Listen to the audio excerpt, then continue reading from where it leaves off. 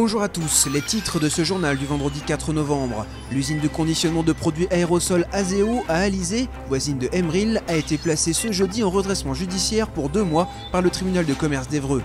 L'usine classée Céveso compte 71 salariés. Une délégation du comité d'entreprise vient d'être reçue à la mairie d'Alizé. Ce vendredi matin, présentation officielle des Azimuts, une semaine de fête de l'étudiant rouennais du 12 au 19 novembre prochain. Un chef-d'œuvre de l'art des primitifs flamands entièrement restauré. Une exposition dédiée à ce joyau est proposée au musée des Beaux-Arts de Rouen. Sa récente restauration a permis de révéler des détails autrefois cachés. L'usine Azeo a été rachetée en 2008 par le groupe Kappa. Aujourd'hui, alors qu'elle cumule 2 millions d'euros de dettes, elle doit réaliser 3 millions d'euros de travaux. Le tribunal d'Évreux l'a placée ce jeudi pour 2 mois en redressement judiciaire. Aucun repreneur ne s'est manifesté pour l'instant.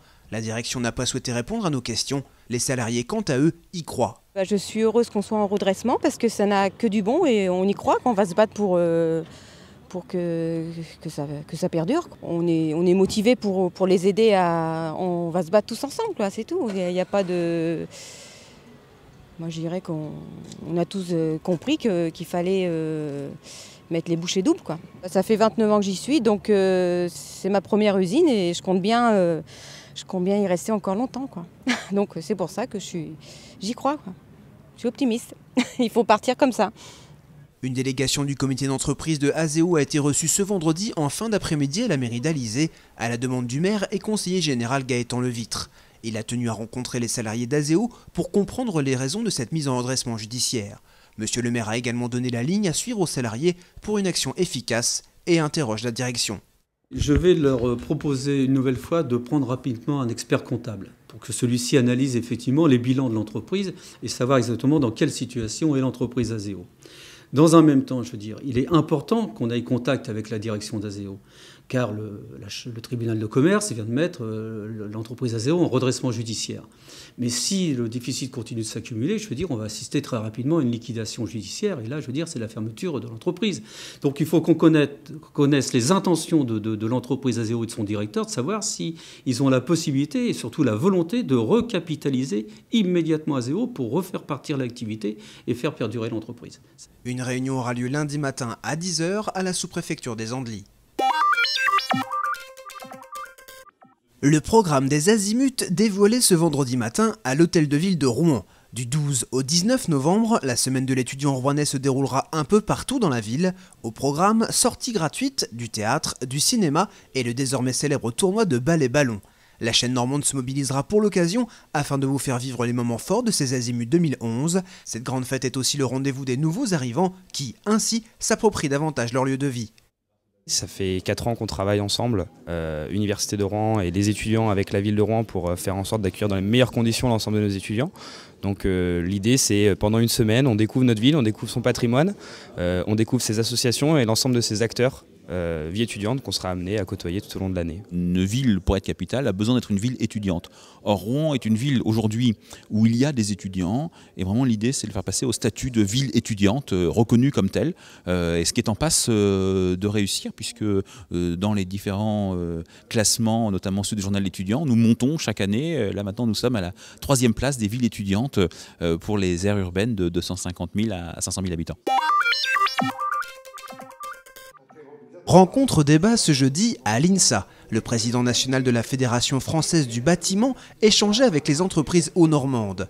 Objectif, présenter les pros de la performance énergétique. La FFB a lancé cette marque pour répondre aux exigences du Grenelle de l'environnement. Une feuille de route a été définie en faveur de l'écologie et du développement durable, suite aux réunions entre l'État et les représentants de la société civile en 2007. Aujourd'hui, 56 entreprises du bâtiment de Haute-Normandie adhèrent aux pros de la performance énergétique. La performance énergétique, c'est une activité obligatoire pour demain. On ne peut pas imaginer devant l'augmentation du coût de l'énergie, devant la baisse des ressources, que c'est un secteur qui ne sera pas porteur. 32 millions de logements en France, on en construit à peu près 1% chaque année. Et il fallait absolument que les entreprises soient sensibilisées, soient formées.